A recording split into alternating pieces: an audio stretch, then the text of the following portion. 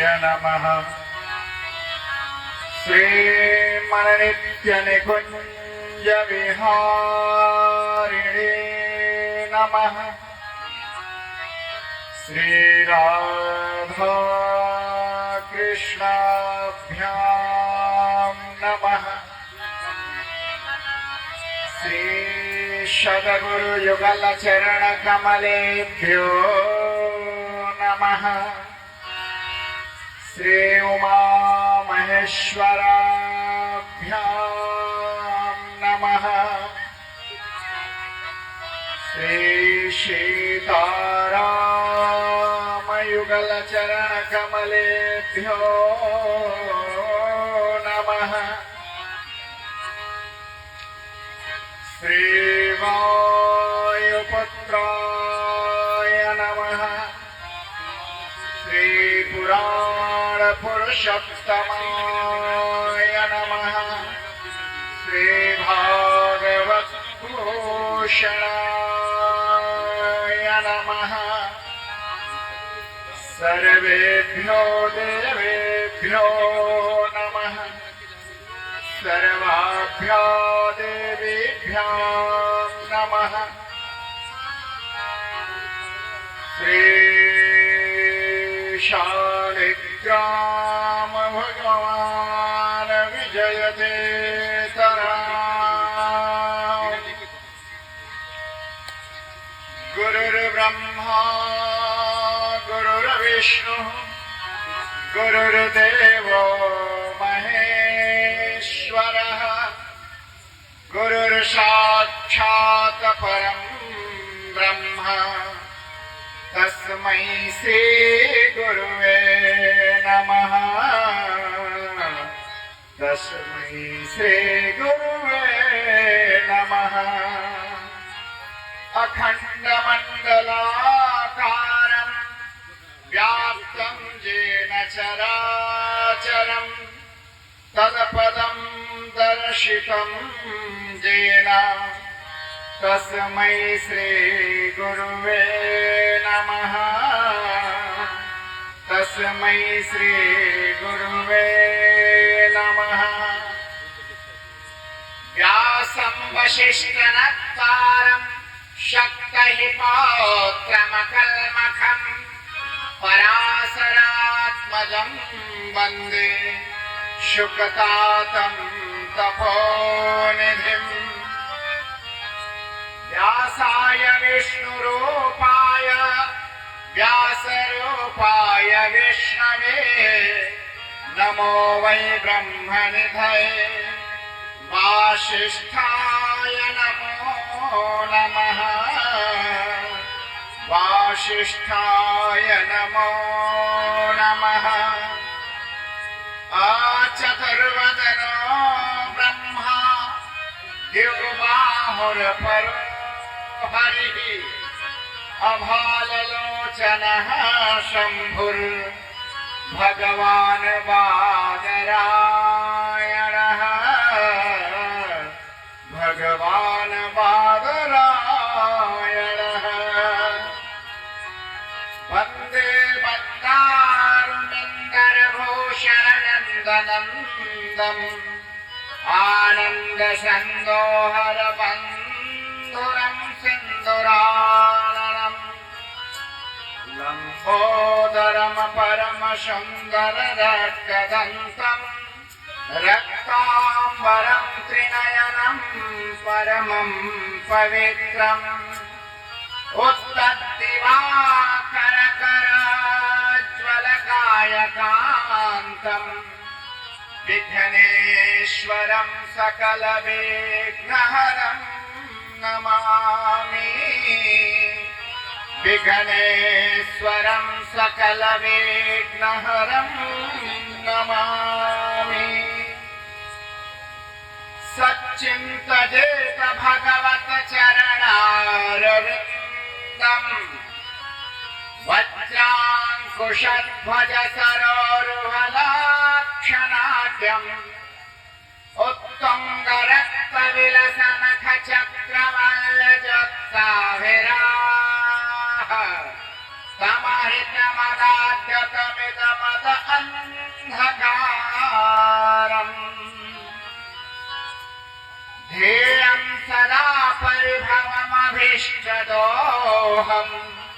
तीर्थास्पदं शिवविरञ्चिनुतं शरणं भृत्यार्तिहरणं प्रणतपालभवार्तिपोतं वन्दे महापुरुषते चरणारविन्दम् वन्दे महापुरुषते चरणारविन्दम्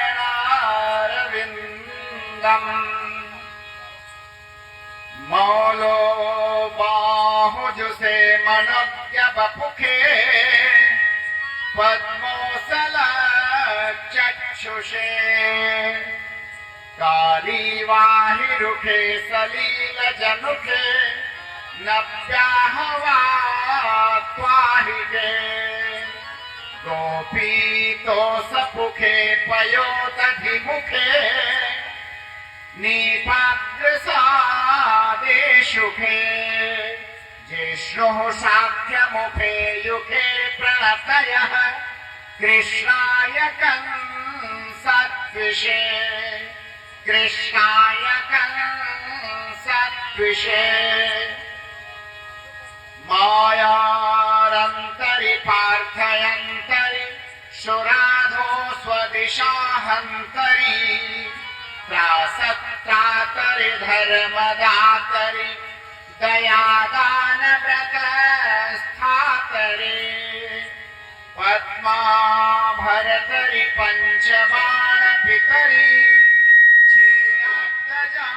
क्षीराब्दजामातरि सत्त्वां ध्यातरि भक्तमातरि मनोभूयात् बलव्रातरि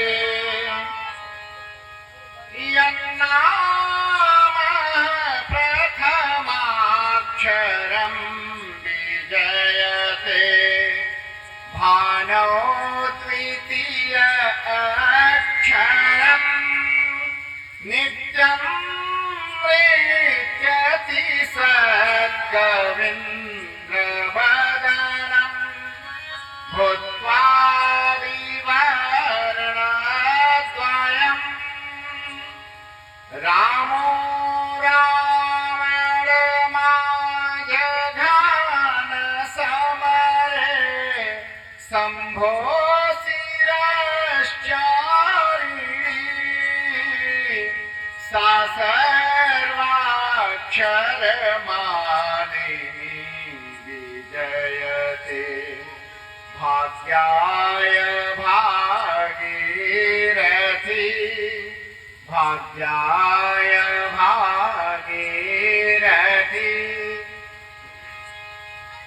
लक्ष्मी कौस्तुभ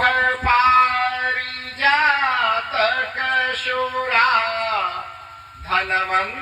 धन्वन्तरिश्च चन्द्रमा धेनो कामदुधा सुरेश्वर गजो रम्भा च देवाङ्गना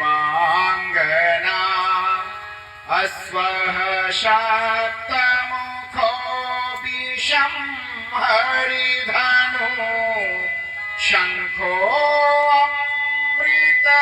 अमृतचाम्बुजे रत्नानि चतुर्दशं प्रतिदिनं कुर्वन्तु नो मङ्गलम् कुर्वन्तु नो मङ्गलम् यं प्रजवन्मनुपेतमपेतकृत्यं द्वैपायनं विरहकातरया जुहाव पुत्रेति तन्मया ततोऽभिनेतुस्तं सर्वभूतहृदयं मुनिमानतोऽस्मि प्रह्लाद नारद पराशर पुण्डरीक व्यासंबरीश शुक शौनक भीष्मदालाभ्यवान् रुक्मान्धगर्जुन वसिष्ठ विभीषणादीन् पुण्डानि नामानि परं भागवतान् न स्मरामि अज्ञानतिमिरान्धस्य ज्ञानाञ्जनशलाकया चक्षुरुर्येन मीलितं येन तस्मै श्रीगुरुवे नमः। तस्मै श्रीगुरुवे नमः। नारायण नमस्कृत्यं नरं चैव नरोत्तमं देवीं सरस्वतीं व्यासो ततो जयमुदीरये। ततो जयमुदीरये। बोले भागवत भगवान की सत्ता है यज्ञ की। श्री ठाकुर जी महाराज की। श्री व्यास भगवान की। श्री स्वामी सुखदेव जी महाराज की। आनंद कंद भगवान की। शिव परिवार की। आवाहे समस्त देवी देवताओं की। श्री राधा वल्लभ लाल की। श्री हनुमान जी महाराज की। श्री जगत जननी जगदम्बा की। श्री आनंद कंद भगवान की। समस्त ग्राम देवियों की। समस्त ग्राम देवताओं की। जय जय श्री राधे श्याम।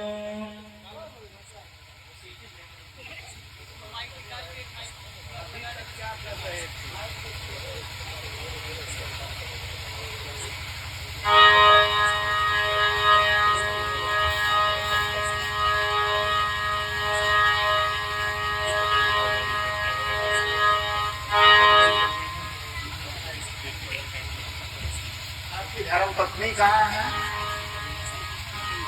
आप दोनों लोग एक साथ बैठेंगे और हमारे सामने बैठे, तभी हम बोलेंगे।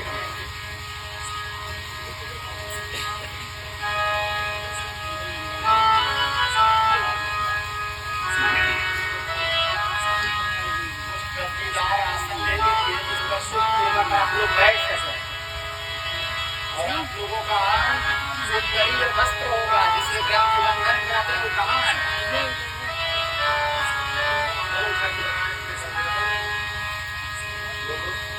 अपना उत्तरीय वस्त्र लेकर बैठिए दोनों लोग।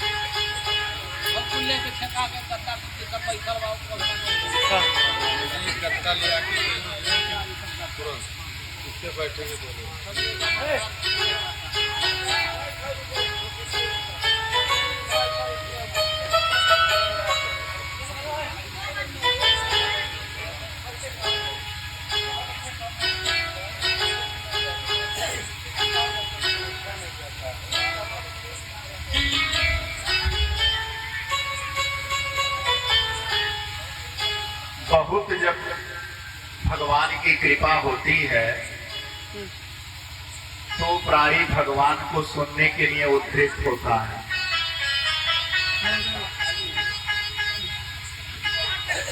और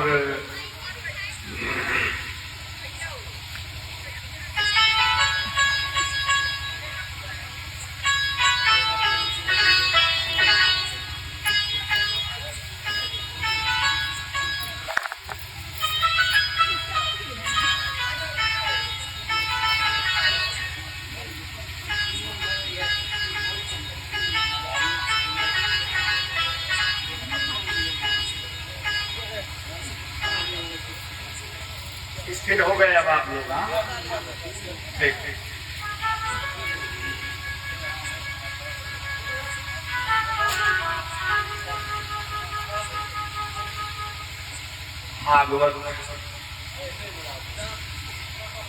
भागवत एक छंदोबद्ध पुराण है, जिसका एक शब्द भी प्राणी मन से मनन कर ले, मंथन कर ले, तो उसे मुक्ति हो जाती है। सारे पुरुषार्थ, धर्म अर्थ काम मोक्ष, ये जो 4 पुरुषार्थ हैं, ये उस जीवात्मा को प्राप्त हो जाते हैं। इसलिए जो है भागवत का वैदिक काल से ही निरंतर गायन, श्रवण, मनन, मंथन, वाचन होता चला रहा है और कलिकाल इत्यादि युगों में इसका महत्व अधिक बढ़ जाता है।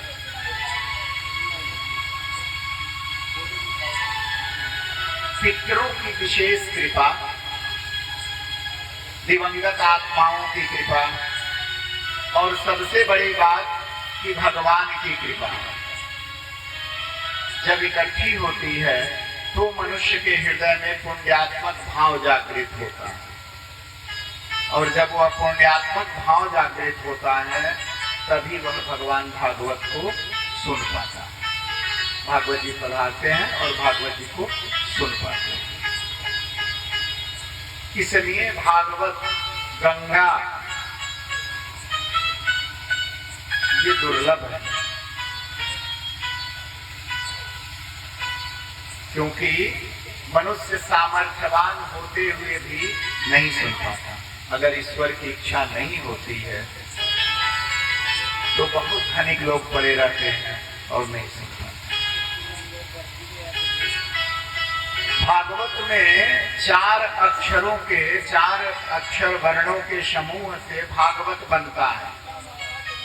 भा, ग, व, त।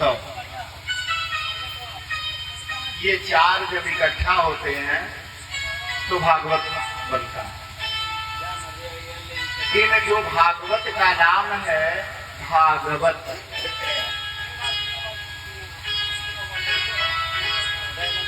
उसके आगे श्रीमद लगा हुआ है। भागवत ग्रंथ है, ऐसा पुराण है जिसके आगे लगा है श्रीमद भागवत।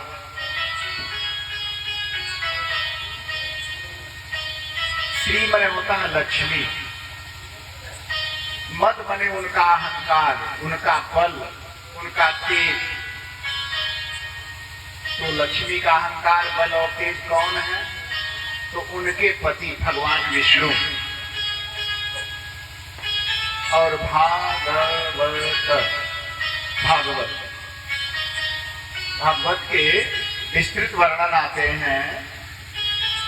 इन 4 अक्षरों पर ही ये पूरा पुराण टिका हुआ है, जिसे आप सुनने के लिए यहाँ आयोजन किए हैं। भास्यन्तु सर्ववेदेषु गीयन्ते शौनकादयः वहन्ति सर्वपापानि तरन्ति भवसागरा।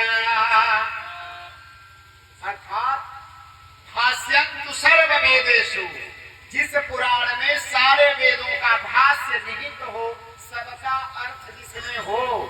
भाष्यन्तु सर्ववेदेषु गीयन्ते शौनकादयः, ब्रह्मा जी के आदि पुत्र सनक, सनंदन, सनातन, सनत कुमार जिसे निरंतर गाते रहते हो। गीयन्ते शौनकादयः वहन्ति सर्व पापानि, जिसके स्मरण मात्र से सारे पाप बह जाते हो। तरन्ति भवसागरा, और प्राणी अंत में भवसागर से तर जाता हो। इसे ही भागवत कहते हैं। बस भागवत का ये कारण है।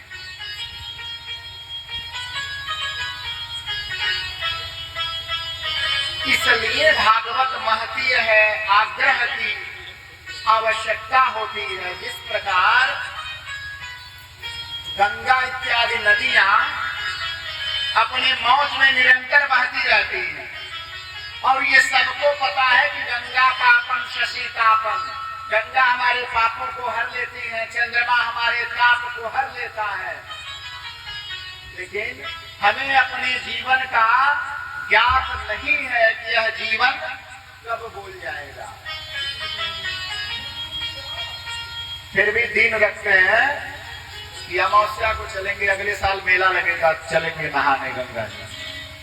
कल का पता नहीं है, लेकिन मेला अगले साल पड़ेगा तो नहाने जाएंगे, ऐसी सोच रखते हैं।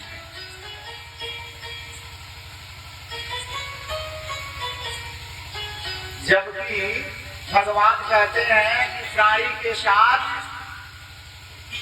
कुछ चीजें जाती हैं, और हमारे लोग कहते हैं कि अरे कुछ साथ कुछ नहीं जाता। सब यही कहते हैं ना, साथ कुछ नहीं, तो पैर समेट लीजिए नहीं तो कुर्सी पर बैठ जाए। हमारे इधर मंच के तरफ पैर करके नहीं बैठता है, जन्म अजगर का हो जाएगा।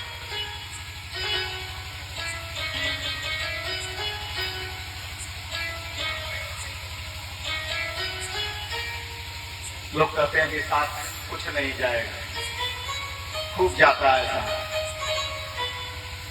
जितनी गठरी हम यहाँ छोड़ के जाते हैं, इससे बड़ी गठरी साथ जाती है। प्राणियों के साथ उसका कर्म जाता है। धर्मानुगो गच्छति जीवैकः, प्रत्येक जीव के साथ उसका पुण्य और उसके पाप जाते हैं। जो धर्मानुसार आचरण वह यहाँ करता है वो उसका पुण्य जाता है, और जो पाप करता है वह पाप भी जाता है। तभी जीवात्माएं दुर्मरण, दुर्गति, दुरासाध्य, दुर्वृत्ति, दुर्दशा का शिकार होती है, क्योंकि साथ जाता है। तभी तो धर्मराज उसका निर्णय करके प्राणियों को पुनः भेजते हैं। इसलिए साथ दोनों चीजें जाती हैं, हमारा पुण्य भी जाता है और हमारा पाप भी जाता है। इसलिए कभी मत कहिए कि साथ कुछ नहीं जाता है, बहुत सारी चीजें हमारे साथ जाती हैं। हमारे कर्म और अकर्म दोनों जाते हैं। भौतिक वस्तुएं हम यहीं छोड़ जाते हैं, धन संपत्ति, माया, पुत्र पत्नी, सुहृद, बंधु बांधव, पौत्रादि सब कुछ यहीं छूट जाता है। परंतु मानव जीवन लेकर जो कर्म करते हैं वो हमारे साथ जाता है। इसलिए जीवात्माओं को भगवान अवसर देते हैं कि तुम पुराणों का श्रवण करो, वेदांतों को सुनो, अतिथियों का अभ्यागत सेवा करो, गायों की सेवा करो, गंगा में जाओ। और जीव दिन रखता है, जाता नहीं।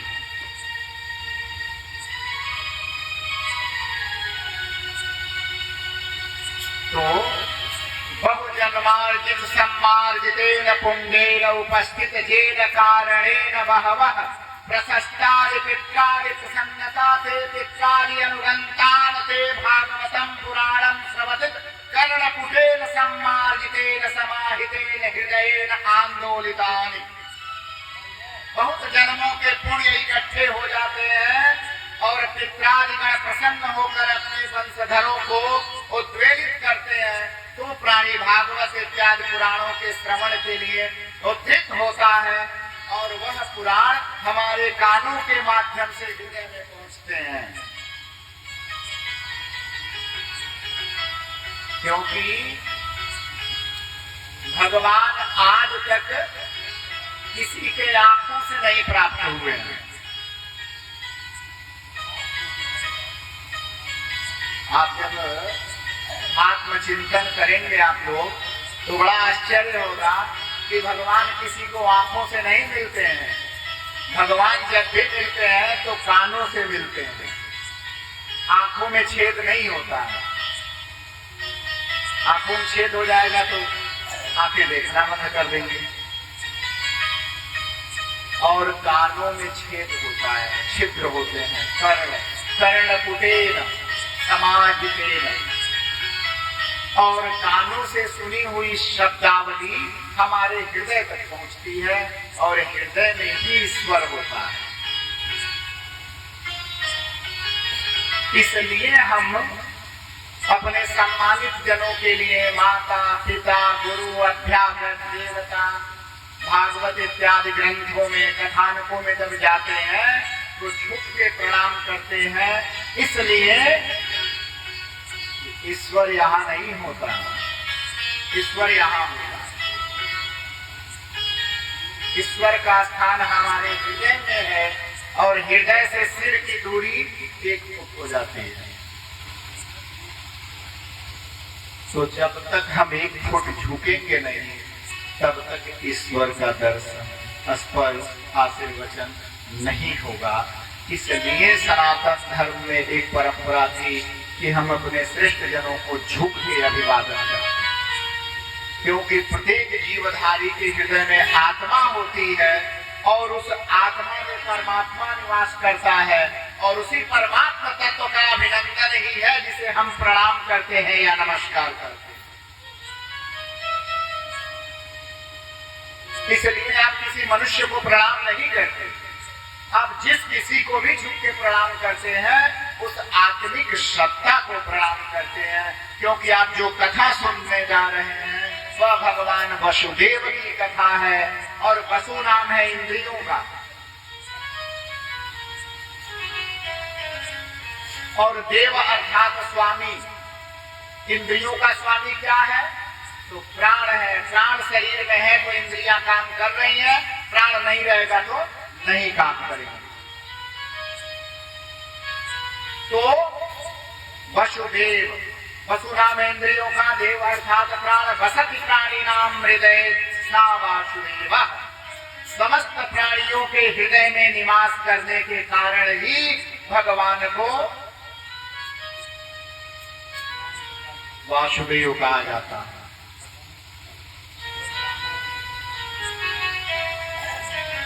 और उस वसुदेव की कथा सुनने के निमित्त आप यह आयोजन किए हैं, और उसी आयोजन में कारण बस हम लोग भी उपस्थित हुए।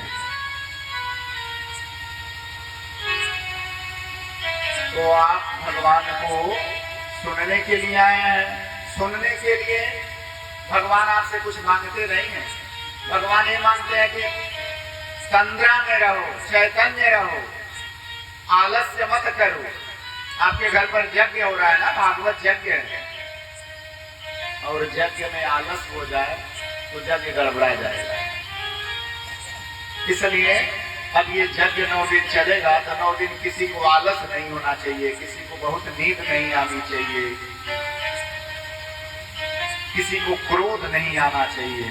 जितनी विनम्रता, जितनी उदारता, जितनी तत्परता से आप सुनेंगे, करेंगे, सेवा हो, कर्म हो, पूजा हो, श्रवण हो, वही फल प्राप्त। इसलिए इसकी आवश्यकता है।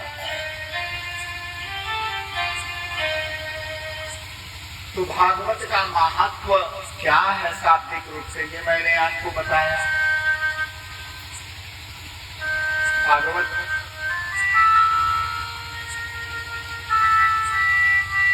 एक परंपरा है हमारी, हमारा इतिहास है, परंपरा है। इसे भूल कर भी पुस्तक समझने की गलती मत करिएगा कि यह किताब है, पोथी है और पलट के पढ़ दिया गया। नहीं, भागवत के 12वें स्कंद में जब उद्धव भगवान से पूछते हैं कि प्रभु आप परलोक गमन कर रहे हो, गोलोक धाम का प्रस्तावना तैयार कर रहे हो, तो प्रजा वर्ग आपसे कब मिलेगा, कहां मिलेगा, कैसे मिलेगा?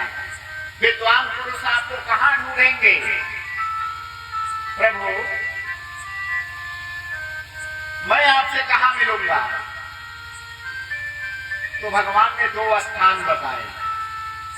भगवान ने कहा कि उद्धव तुम बद्रिकाश्रम में निवास करना,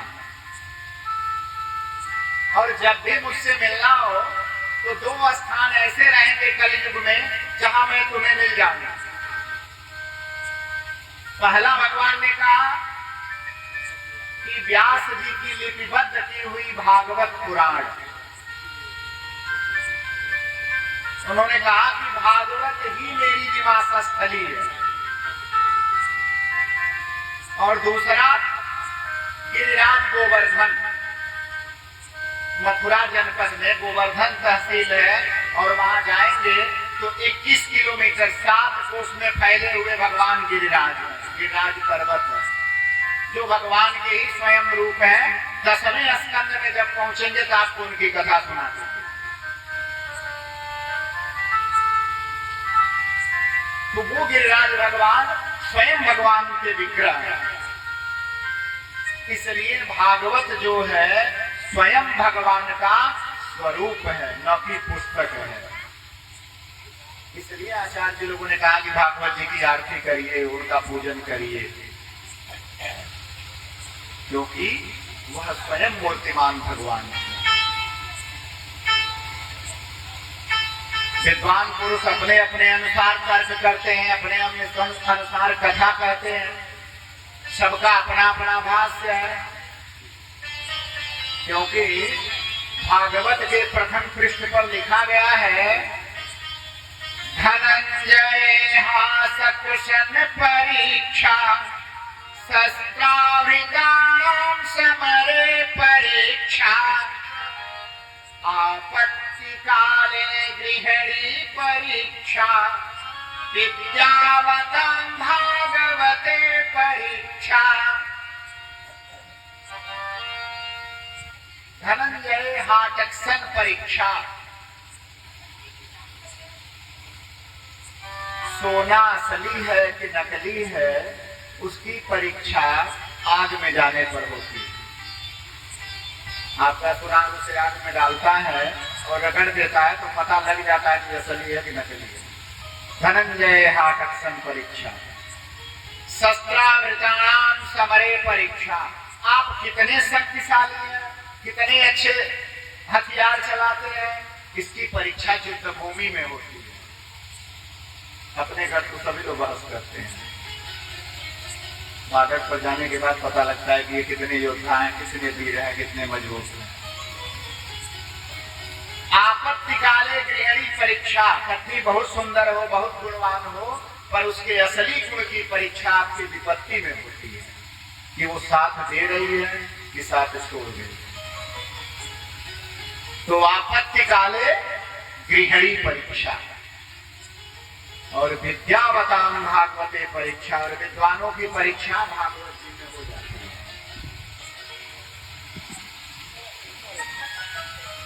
तो भागवत एक सम्यक वह ग्रंथ है जो विद्वानों की परीक्षा भी ले लेता है। भाषा हमारी समझ पा रहे हैं आप?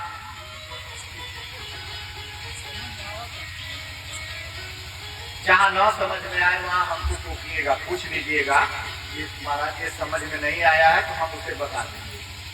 हमारी कमी ये है कि मैं भोजपुरी में कथा बहुत कम बोल पाता हूँ। मुंह यहीं पैदा हुआ था, सब संस्कार यही हुए, लेकिन बोलना बहुत कम बोल पाता हूँ। घूम घूम के पढ़े, कभी काशी, कभी ऋषिकेश, कभी बंगलौर, कभी हैदराबाद, कभी गुजरात, तो पढ़ाई में उम्र बीत गई। तो सामान्य बोलचाल में तो ठीक होता है, लेकिन जब मुझे लंबा बोलना होता है तो नहीं बोल पाता हूँ, दिक्कत होती है। इसलिए हिंदी में बोल रहा हूँ। तो जहां समस्या हो वहां पूछ लेंगे आप, तो हम बता रहे हैं।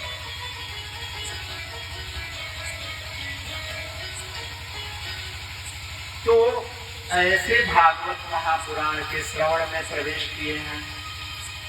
दूसरी चीज, दोनों लोग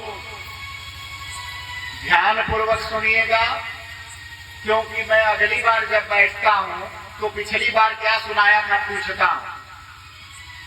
आप जहां से बोलेंगे वहीं से सुनाना शुरू कर देंगे।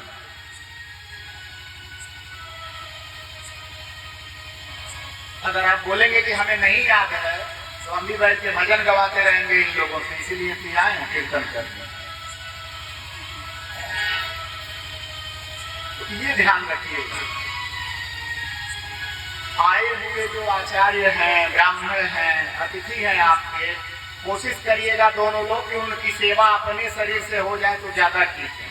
संतानें आपकी ही हैं, आप ही के शरीर का पार्ट है, भाग है, वो करती रहेंगे, ठीक है, लेकिन आप जो कर लेंगे वो विशेष है। क्योंकि माध्यम आप हैं। भागवत जी को पधराने का कार्य आपने किया है, तो धर्म और हम दोनों आप ही को पकड़ेंगे, हम यहाँ और किसी को नहीं जानते। और आपका नाम भी है जिसकी परीक्षा लिखी गई है भागवत में। बताइए, आपके नाम की परीक्षा में लिखी गई। गांव और नाम आपका दोनों बड़ा विलक्षण है। मैंने यज्ञ के जजमान का नाम और यज्ञ के जजमान का गांव, ये दोनों अपने आप में एक कथा है।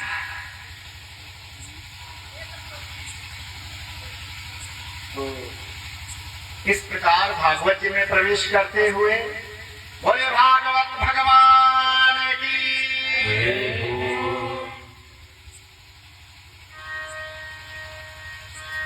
तो जब हम भगवान में प्रवेश करते हैं तो कुछ कारण होते हैं। जैसे मन में जिज्ञासा नहीं उठती है, आपके मन में जिज्ञासा उठी, आपने पुत्रों से कहा कि हमें भागवत सुना दो।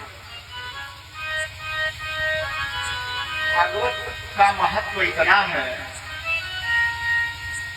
कहा गया है कि जब आदमी सोचता है कि हम कथा सुनेंगे तो उसके सारे पितृगण चंद्रलोक में प्रसन्न हो जाते हैं, नृत्य करने लग जाते हैं कि हमारे वंश में कोई भागवत सुनने जा रहा है जिसका सारा पुण्य हम सबको भी प्राप्त होगा।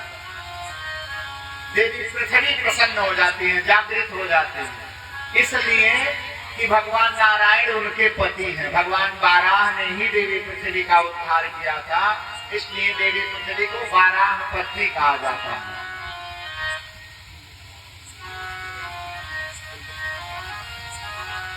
तो देवी पृथ्वी प्रसन्न होती है कि हमारे पति की कथा होगी, इसलिए उस वंश परंपरा की रक्षा में तत्पर हो जाती है। तो ये तो जिनको आप नहीं देख रहे हैं उनकी प्रसन्नता। तो इस प्रकार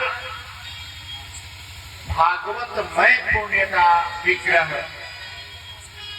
वाणी से पड़े है, जिसकी प्रशंसा करते करते आदमी थक जाए तो भी नहीं हो पाएगा। भागवत निगम कल्पतरु, वेदों और पुराणों को मिलाकर जो सर्वोत्कृष्ट रचना हो सकती है वो भागवतकार ने कहा है कि निगम कल्पतरोर्गलितं फलम् शुकमुखामृतद्रवसंयुतम् पिबत भागवतं रसमालयम् मुहुरहो रसिका भुवि भावुका।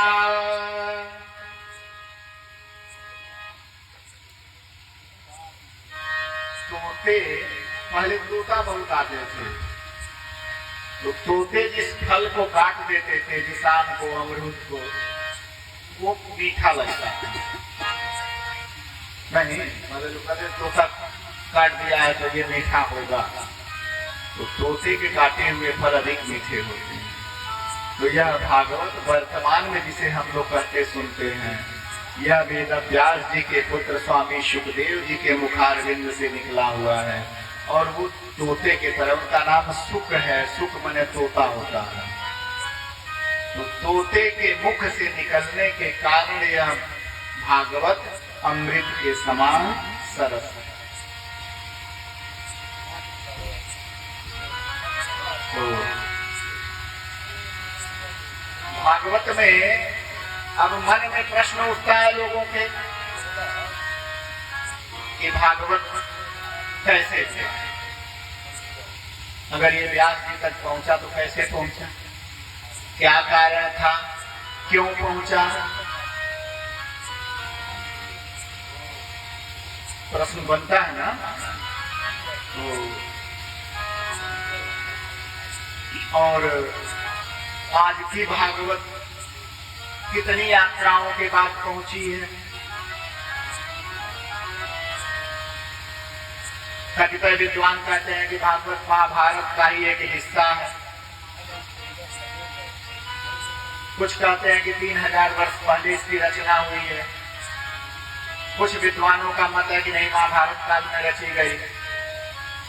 लेकिन जब भागवत पर शोध किया जाता है तो बहुतायत से प्रमाण मिलते हैं कि भागवत आदिकाल से चली आ रही है। तो भागवत में इसका प्रमाण आता है कि भागवत जो है सर्वप्रथम भगवान नारायण ने अपने पुत्र ब्रह्मा को उपदेशित किया था। भगवान आदि नारायण ने सबसे पहले अपने पुत्र ब्रह्मा को पढ़ाया था। ब्रह्मा जी ने इसको अपने 4 पुत्र सनक, सनंदन, सनातन, सनत कुमार को पढ़ाया था। इन चारों को सनत कुमारों ने इसे नारद जी को सुनाया था और नारद जी ने 2 लोगों को सुनाया। भागवत में 3 लोगों को सुनाने का प्रकरण आता है, जिसमें सबसे पहले उन्होंने जिसे सुनाया था वो है देवी भक्ति।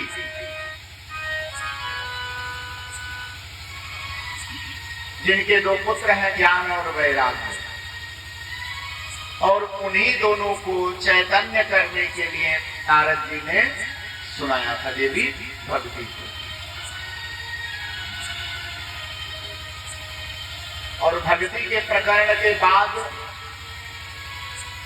भगवान वेदव्यास तक पहुंचती है भागवत। वेदव्यास जी के बाद उनके पुत्र सुखदेव तक, सुखदेव के बाद परीक्षित सुनते हैं, परीक्षित के बाद जो प्रकरण प्राप्त होते हैं वो गरुड़ोपाख्यान में।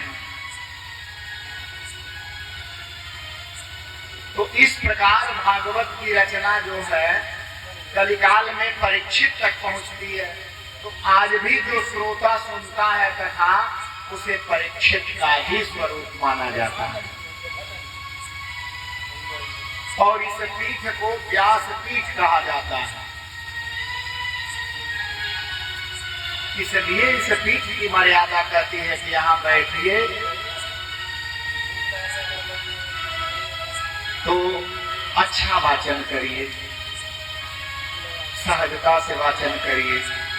और श्रोता परीक्षित का स्वरूप होता है, इसलिए वह आत्मनिग्रही होकर बैठे, मन को एकाग्र कर दे, अपनी चंचलता रोक दे और भगवान का ही होके रहे। आपने संकल्प कर दिया कि हम 9 दिन भागवत सुनेंगे, संकल्प किया ना, आचार्य जी लोगों ने संकल्प करवाया आपका, तो अब 9 दिन के लिए आप भगवान के हो गए। आप दोनों दंपति पति पत्नी 9 दिन के लिए भगवान के अधीन है। सारी सृष्टि भगवान की अधीन है, लेकिन 9 दिन के लिए आपने विशेष किया। जो आपने किया वो बाकी लोग नहीं करते हैं। बाकी लोग संकल्प नहीं लेते हैं कि हम 9 दिन भगवान के अधीन रहेंगे, लेकिन आपने किया तो आप 9 दिन भगवान के हैं। और जब भगवान के हैं तो आपका कार्य भी भगवान के लिए होना चाहिए। इधर उधर दिमाग लगाएंगे, इधर उधर करेंगे तो जिससे अनुबंधित है उसे बुरा लगेगा कि नहीं लगेगा। आपने बाजा वालों को बुलाया है, गिर आए हैं, टेंट वाले आए हैं, रिश्तेदार आए हैं, बच्चे आए हैं, और वो आपकी बात न माने तो आपको बुरा लगेगा। लगेगा कि नहीं लगेगा। उसी तरह से अब जब 9 दिन भगवान के हैं तो उधर इधर ध्यान लगाइए, इधर उधर नहीं, उधर और इधर, इधर उधर नहीं,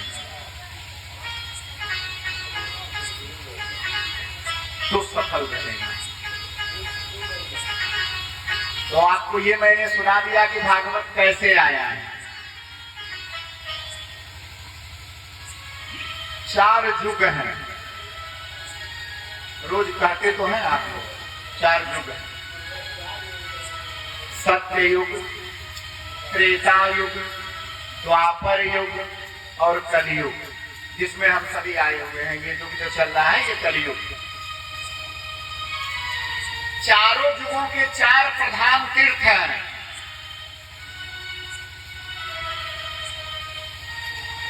सतयुग का जो प्रधान तीर्थ है, सत्ययुग का जो प्रधान तीर्थ है उसका नाम है नैमिषारण्य। लखनऊ से 60 किलोमीटर की दूरी पर नैमिषारण्य है। पहले सीतापुर जनपद था, अब नैमिषारण्य जनपद हो गया। तो नैमिषारण्य सतयुग का प्रधान तीर्थ था। त्रेता का प्रधान तीर्थ जो है पुष्कर सरोवर है, राजस्थान राज्य में पड़ता है, अजमेर जिला है, उसी के अंतर्गत आता है पुष्कर। त्रेता का प्रधान तीर्थ है पुष्कर सरोवर। द्वापर के प्रधान तीर्थ जो है वो है बद्रिकाश्रम और कुरुक्षेत्र। ये द्वापर युग के प्रधान तीर्थ थे। और कलयुग का जो प्रधान तीर्थ है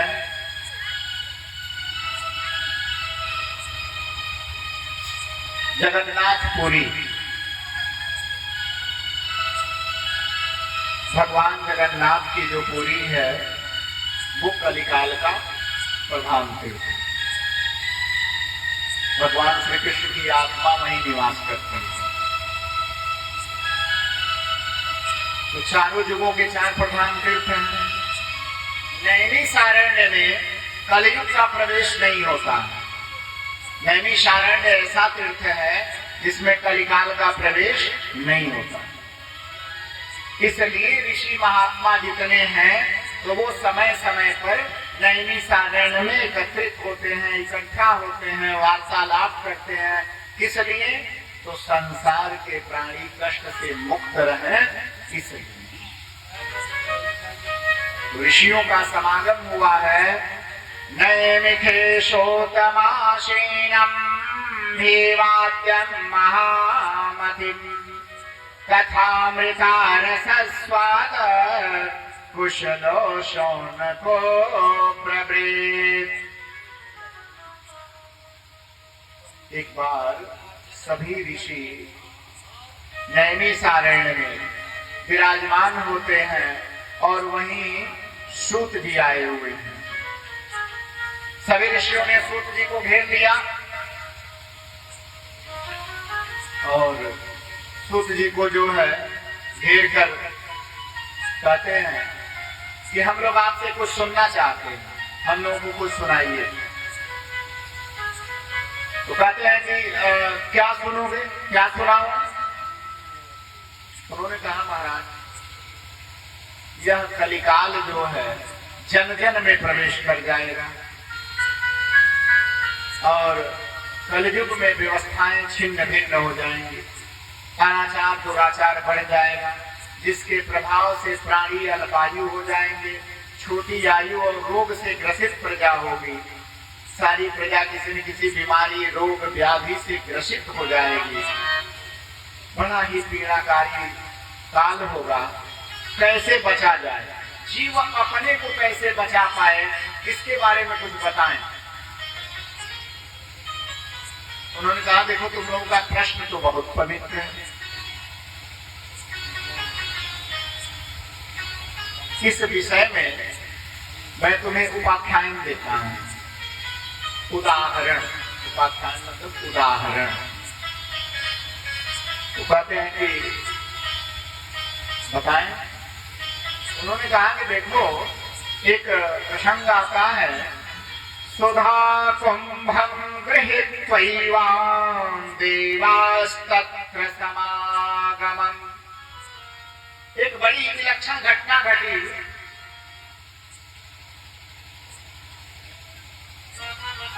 कुरुवंश के अंतिम राजा परीक्षित गंगा जी के तट पर एक डाभ की चटाई बिछाकर और बैठकर ब्रह्म का चिंतन कर रहे हैं। और राजा को श्राप लगा हुआ है कि राजा कच्छप नाग के दंश से मृत्यु को प्राप्त हो जाएंगे।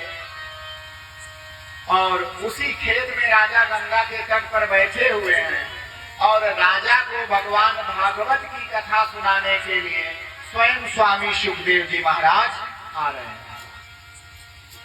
जब देवताओं को राजा इंद्र सहित पता लगता है कि भगवान सुखदेव जी स्वयं कथा सुनाने जा रहे हैं राजा परीक्षित को, तो अमृत का कलश लेकर प्रकट हो गए और रास्ता रोक के खड़े हो गए सुखदेव जी का। उन्होंने कहा कि महाराज सुधा कुंभम हिंद्वैत्वा, उन्होंने कहा कि हम लोग आपका मार्ग रोककर हाथ जोड़कर खड़े हैं। उन्होंने कहा बताओ। देवताओं ने कहा यह सुधा कुंभ अमृत का कलश ले लीजिए, राजा को जितना पिलाना है पिला देते हैं, राजा अमर हो जाएंगे, एक नहीं 100 सांप काटे तो भी नहीं मरेंगे, क्योंकि अमृत पर विष का प्रभाव नहीं होता है। लेकिन देवास्त्रात्र समागतान, हे महाराज यह कथा स्वर्ग में चल के देवताओं को सुना दी। सुखदेव जी ने कहा कि तुम लोग हमसे व्यापार कर रहे हो कि अमृत ले लूं और बदले में कथा सुना रहा हूं। उनका ऐसा नहीं, अमृत हमें जीवन दे सकता है, अमृत स्वर्ग पहुंचा सकता है, अमृत मोक्ष नहीं देता। अमृत पीने से गति नहीं मिलती, आपके कर्म नहीं बदल जाएंगे, आप अमर हो सकते हैं पर किए गए कर्म नहीं बदलेंगे। सुखदेव जी ने कहा कि देवराज इंद्र, भागवत मनुष्य की गति बदल देता है, मनुष्य के कर्म बदल देता है और उसको मोक्ष प्रदान कर देता है, जो भागवत ही कर पाता है। इसलिए मैं कथा तो राजा परीक्षित को ही सुनाऊंगा, ऐसा सुखदेव जी ने साफ साफ बोल दिया देवताओं को। और देवता लज्जित होकर अमृत का कलश लेकर वापस चले गए थे। बोले स्वामी सुखदेव जी महाराज की। तो इस प्रकार भागवत के ये प्रकरण आप जो है सुनिए। उन्होंने कहा कि यह भागवतमयी कथा ही श्रवण के योग्य है, इसलिए तुम इसे जरूर सुनो। इससे ही जीवन का दर्शन स्वस्थ होगा, स्वच्छ होगा, साफ होगा, सरल होगा। क्योंकि प्रथम दिन की कथा में विधियां बनाना होता है, कलश यात्राएं होती हैं, संसाधन जुटाने होते हैं, बैठना होता है, तो सारी व्यवस्थाओं में दिन निकल जाता है। और कथा के लिए लोगों बागों का प्रश्न होता है कि कथा समय से शुरू नहीं हुई, कथा क्यों नहीं हुई, कथा कैसे। असल में जो करता है वो जानता है कितना कर्तापन है, क्योंकि कथा दरवाजे पर होती है। और राजा परीक्षित ने सुना था तो गंगा जी का तट था, वहां न वेदी बनी थी, न कुटी बनी थी, न मंच बना था। महाराजा कुछ डाल के बैठे थे और सुखदेव जी मृग चर्म लपेटे आए। हम लोगों की तरह न महंगे वस्त्र पहने थे, न पगड़ी बांधे थे, न माला पहने थे, कुछ नहीं। गले में माला थी, काले मृग का चर्म लपेटे हुए थे। आए बैठे, कहे राजा बैठो, मैं तुम्हें कथा सुनाने आया हूं। आज बाबा जी लोग आकर इस तरह कहें तो जजमान कहेगा कि बाबा पागल हो गए, जबरदस्ती हमको कथा सुना रहे हैं। नहीं, लोग कहेंगे। और आजकल लोग घूम घूम के कथा करते भी हैं। गृहे गृहे भागवती वार्ता कड़लो भाग विप्राय कार्य तथा सारस तथा। आजकल भागवत को लोगों ने मजाक बना के रख दिया है। कहीं भी कर लो, कैसे भी कर लो, कुछ भी बोल दो भागवत के मंत्र से, उसका प्रभाव ये हुआ कि कथा का सार तत्व नष्ट हो जाता है। कथा सारस तथा तीर्थाणाम दुर्वृत्ताणाम ते प्रेमति प्रजानाम सारयेत यस्य तीर्थ सारस तथा। तीर्थों में लालची और चोर उचक्कों का वर्चस्व हो जाएगा। जाने वाले तीर्थयात्री परेशान होंगे, लूट लिए जाएंगे। इसके प्रभाव से तीर्थ का सार तत्व नष्ट हो जाएगा। तीर्थ का जो तत्व है वो नष्ट हो जाएगा। क्योंकि लोग तीर्थों में जाते हैं, पहले लोग तीर्थ में जाते थे, बद्रीनाथ जाते थे, केदारनाथ जाते थे, चारों धाम जाते थे, गंगा सागर जाते थे। तो तीर्थ में अपना जाते थे तो अपनी गठरी मुठरी साथ रखते थे, जहाँ मर्जी तहाँ कुछ बना खा लिए, सो गए, आगे चल दिए।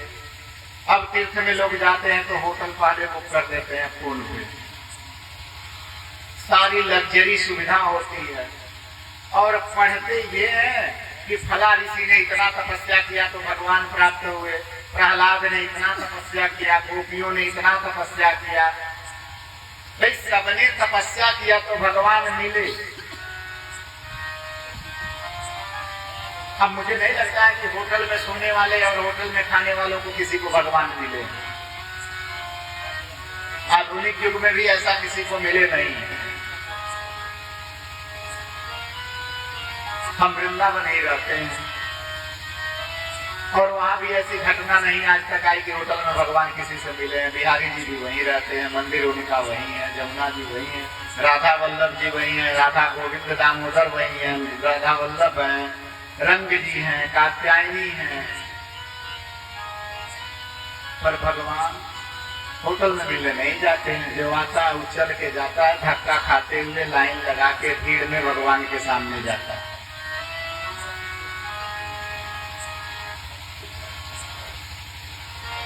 तो भगवान से मिलने के लिए सहज बनना पड़ता है। भगवान ने कहा सहजम कर्मम कौन्तेयम। गीता में उन्होंने कहा कि हे पार्थ, सहज कर्म ही मनुष्य को मेरे तक पहुंचाते हैं, टेढ़े कर्म कभी नहीं पहुंचाते। भगवान से मिलने के लिए सहज बनना पड़ता है, भगवान को जानने के लिए सहज बनना पड़ता है, सुनने के लिए सहज बनना पड़ता है। और जब हम सहज नहीं होंगे तो भगवान नहीं मिलेंगे, भगवान की कथाएं नहीं मिलेंगी, भगवान के श्रवण का आनंद नहीं मिलेगा, भगवान को समझने का अवसर नहीं मिलेगा। क्योंकि सुनने से मोह का नाश होता है और देखने से मोह होता है। ये नीति का वचन है। आप देखते हैं तो उससे मोह उत्पन्न होता है और सुनते हैं तो मोह का नाश होता है। इसलिए देखने की अपेक्षा सुनना श्रेष्ठ है। अच्छा, भगवान ने कहा कि सन्मुख हो ही जीव मोहि जबहि, जन्म कोटि अघनाशय तबहि। मेरे सम्मुख जीव होता है तो उसके करोड़ों जन्मों का पाप नष्ट कर देता है। अब भगवान के सम्मुख कोई जाता ही नहीं। भगवान के आंखों में आंख डाल के कोई भगत नहीं देखता है। कोई भगवान का मुकुट देखता है, कोई भगवान की बंसी देखता है, कोई चरणों की तरफ देखता है, कोई देखता है बाबा प्रसादी फेंक रहे हैं, हमें मिला कि नहीं, फूल हमें मिला कि नहीं, चंदन किधर लग रहा है, भीड़ किधर ज्यादा है, लोग किधर ज्यादा कर रहा है, कौन क्या नारा लगा रहा है, सबको देख लेते हैं भगवान की आंखों को छोड़ के।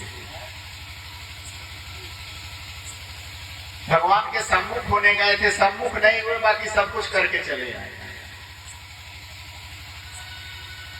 इसलिए जब भी जाएं तो ईश्वर से मिलने जा रहे हैं, भगवान का दर्शन करने जा रहे हैं, तो हृदय में लालसा दर्शन की होनी चाहिए। जिस प्रकार आप भागवत जी को सुनने आ रहे हैं तो हृदय में लालसा, भगवान के प्रति उमंग और उद्गार होना चाहिए कि हम भगवान को सुन रहे हैं। ये अवसर बार बार थोड़ी मिलता है, कभी कभी मिलता है और उसमें भी हमें प्रमाद झेल ले। कभी नींद आ रही है, पता नहीं भैंस ने आज दूध दिया कि नहीं दिया, उसके चारा का जुगाड़ हुआ कि नहीं हुआ, घर में क्या हुआ, कहीं चोर में घुस गया हो, क्या है। और अंतर्गति जति मन स्थित अंतर मन की जो स्थिति होती है वही हमारी गति हो जाती है। पूजा पाठ ध्यान धारणा समाधि के समय जो हमारे विचार होते हैं उसका फल उसी को प्राप्त हो जाता है। इसलिए कहा जाता है कि एकाग्रता पूर्वक भगवान का ध्यान करें। तो हम लोग पहुंचे हैं, भागवत जी में प्रवेश कर रहे हैं। नैनी सारण्य और नैनी सारण्य में ऋषियों की परंपरा प्रश्न कर रही है कि हमें ऐसा बताएं जिससे कलिकाल के प्राणियों का समस्त उद्धार हो, कल्याण हो। तो यहाँ से जो है सूत जी सौनकादिक ऋषियों को भागवत के विस्तृत व्याख्यान की तरफ लेके चलेंगे।